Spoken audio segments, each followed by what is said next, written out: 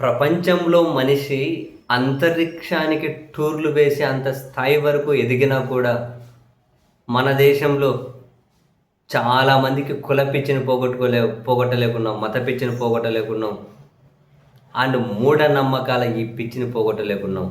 పోగొట్టలేకున్నామంటే అనేకంటే కూడా ఆ పిచ్చిని జనాల్లో సజీవంగా ఉంచే ప్రయత్నాలు కూడా గట్టిగానే కొందరు చేస్తున్నారు. అది వేరే విషయం లేండి.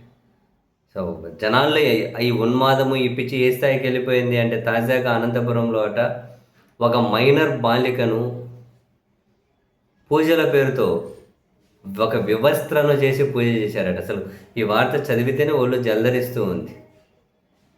ఒక మైనర్ బాలికను వివస్త్రను చేర్చి పూజలు చేసిన అమానుష ఘటన అనంతపురం జిల్లాలో చోటు చేసుకుందట.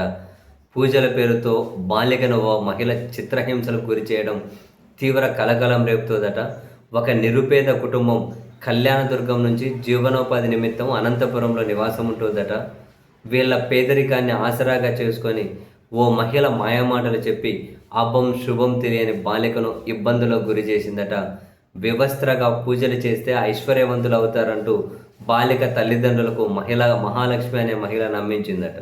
వాళ్ళు ఇంకేదో పూజలు చేసుకుంటున్నారు, బాలిక తల్లిదండ్రులకు మాత్రం మీరు ఐశ్వర్యవంతులు అవుతారని చెప్పినట్లున్నారు. హేమంత్ కుమార్ అనే వ్యక్తి బాలికను ఒక రహస్య ప్రదేశంలోకి తీసుకెళ్లి వివస్త్రను చేసి పూజలు చేశాడట. ఏం ఘోరం రా బాబోయ్. అది అయిపోయిన తర్వాత మళ్ళీ ఈ నెల 9వ తేదీన బాలికను ఆమె తల్లిని మరోసారి పూజల పేరుతో చిత్రహింసలకు గురించి మరోసారి వివస్త్రం చేసి పూజలు చేశారట. మరోసారి కూడా పూజల పేరుతో బాలికను ఆమె తల్లిని కారులో తీసుకెళ్తూ ఉంటే స్థానికులు గమనించడం, వాళ్ళకు అనుమానం వచ్చింది. వాళ్ళకి సమాచారం చేరినట్లుంది. పోలీసులకు ఆ వ్యవహారం పోలీసులకు చేరవేయడం, పోలీసులు కేసు నమోదు చేయడం, మొత్తం మీద అయితే ఆ నిందితుల వివరాలను అయితే పోలీసులు సేకరించారట. వారి అచూకీ కోసం వెతుకుతున్నారట. మైనర్ బాలికను వ్యవస్థలను చేసి పూజలని మూఢనమ్మకాలతో ఎంత దారుణమో చూడండి. ఇప్పటికీ పిల్లలను బలి ఇచ్చే ప్రయత్నాలు చేస్తూ ఉన్నాం. మూఢనమ్మకాల పేరుతో వాళ్ళు చంపుకోవడాలు చూస్తూ ఉన్నాం.